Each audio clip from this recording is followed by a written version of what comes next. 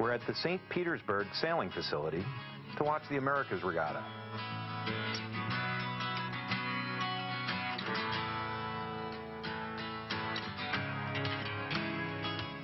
Disabled sailors from around the country and Canada arrive.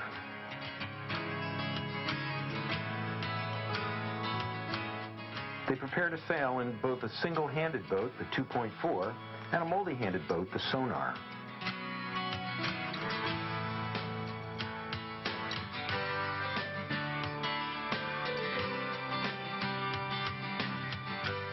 Preparation and boarding the boats is a sometimes time-consuming and difficult process.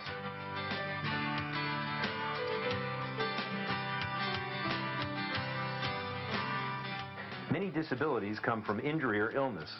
Sailing is not only a great sport, but a way to help adjust to a new circumstance. We talked to Gene Hinkle and asked him to tell us about disabled sailing.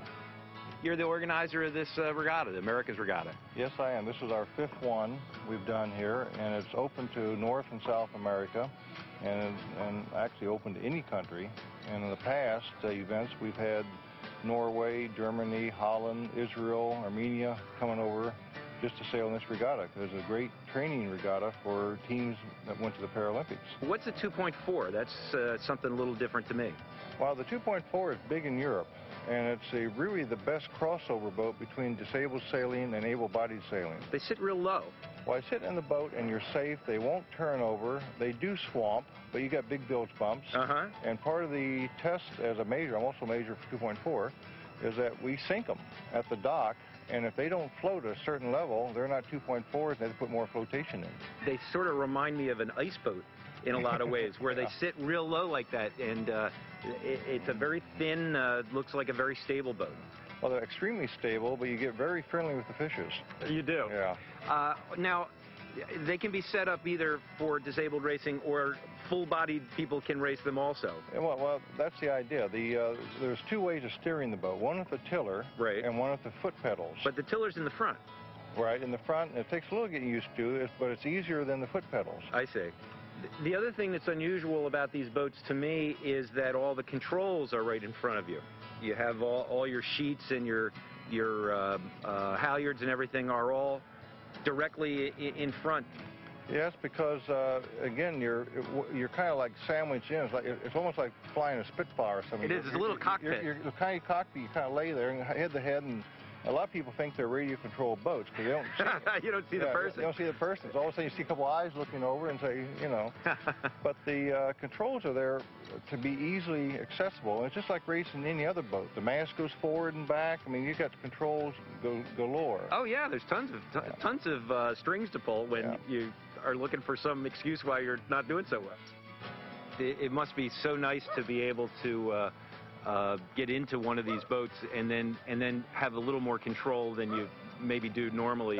Again, this is more like the elite level of sailing, because it does give them the control. They feel they're controlling their own destiny. So you can adapt these to any particular limitation. Yeah, that's the whole thing, is the entry level. We have to get people on the water. Right. You get people on the water, then you can develop them into the upper level racing. Well, you know, it just goes to show that sailing can be for everybody. It is for everybody. Okay. What boats are we looking at? We've got the Sonars off to our left here. It's a 23-foot, 3-person boat, normally sailed by 4 able-bodied people, but the disabled guys do it so much better they only need 3 on board. And I bet you they told you that too, didn't they? Definitely.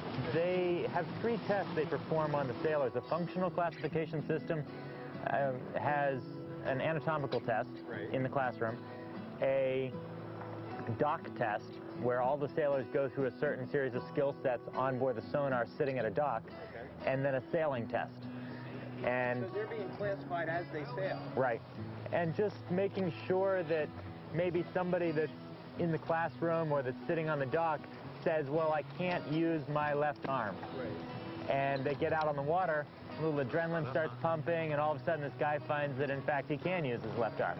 But the classifiers are just trying to make sure that the system that they've developed for the land applies out here on the water.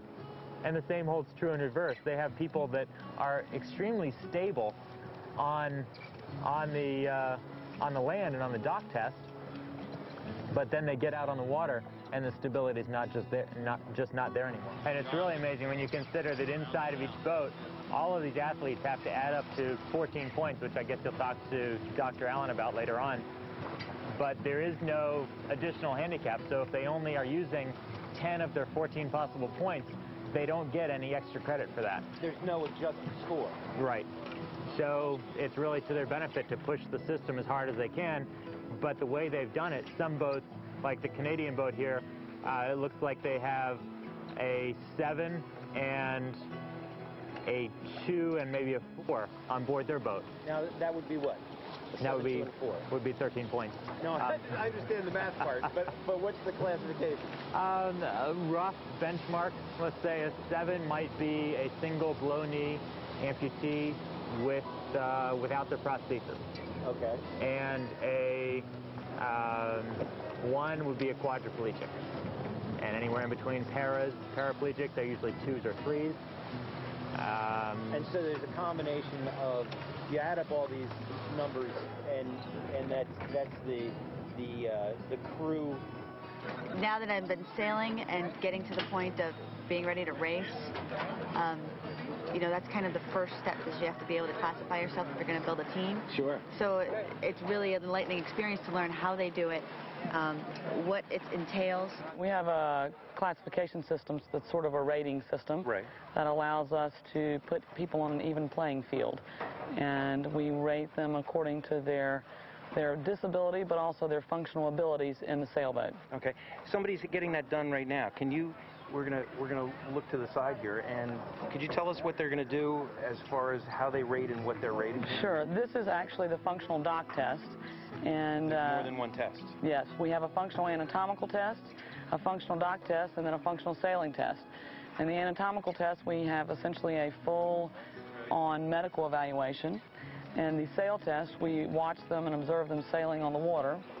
And in the dock test, we have them go get on a sonar on this type of boat that they're sailing on, and have them do what is called a tiller test, which is this.